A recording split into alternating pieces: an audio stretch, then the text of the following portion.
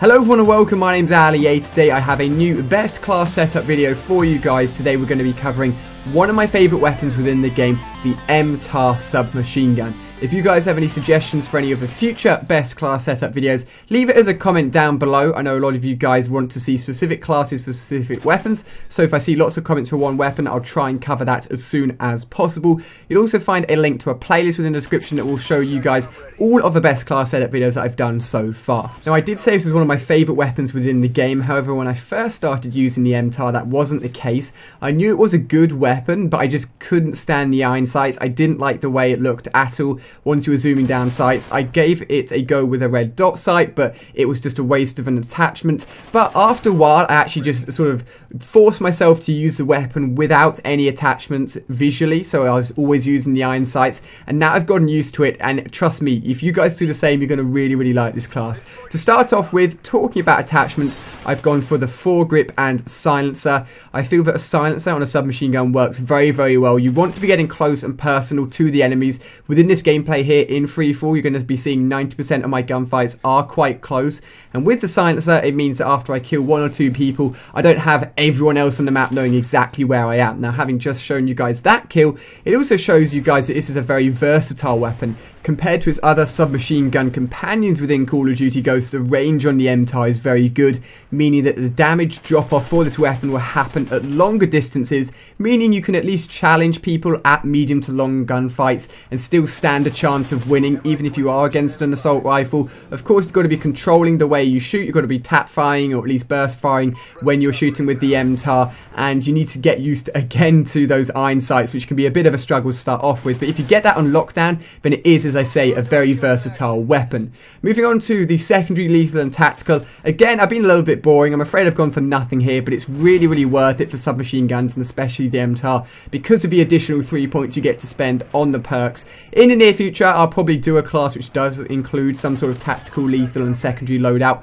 if I feel it suits the class well, so look out for that. But talking about perks and using perks effectively for the weapon, I'm having a lot of fun recently using weapons like the MTAR from the submachine gun category, because I don't feel tied down in terms of the perks I have to use. I often switch up the perk layout quite a lot, and the one that I found here works very well for this gun specifically. When I'm using assault rifles, I feel I have to use either quick draw or stalker to really help with the movement when I'm aiming down sights and the speed that it takes to actually aim down sights. However, with submachine guns, they aren't needed at all, which gives me a lot more options and variety when it comes to the perks. So for the MTAR, I've gone for a total of 6 perks, which is awesome. I've gone for ready up, steady aim, dead silence, amplify, focus, and the ability to start off the game with lots of ammo. So starting off with ready up works very well for submachine guns. If you're running around a corner and you're using ready up, it means you can start shooting from the hip quicker than if you weren't using it, and you are going to be shooting quite a lot from the hip, which partners well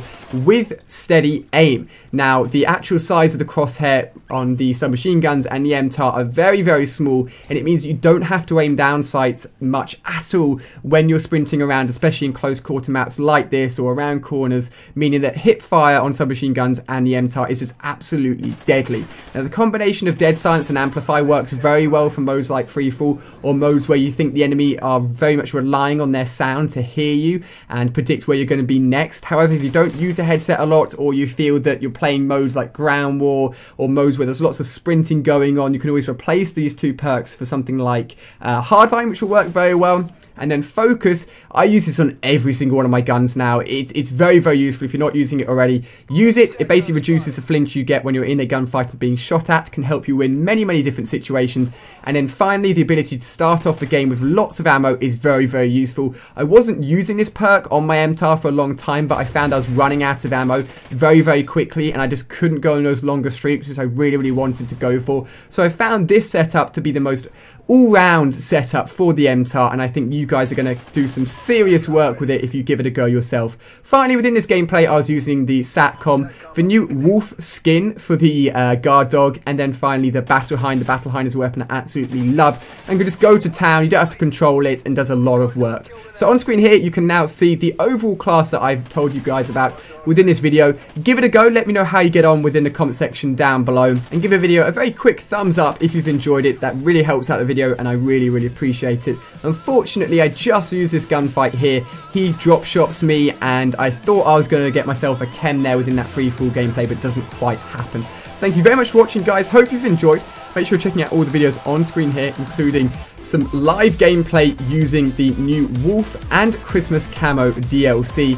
And on the right hand side, you can check out a new Minecraft video on my second channel. Make sure you're checking out my second channel if you haven't done so already. A lot of awesome videos on there, so thank you very much for watching, guys. Hope you've enjoyed. Let me know which weapons you'd like to see next within the Best Class Setup series, and I'll see you guys on my next video.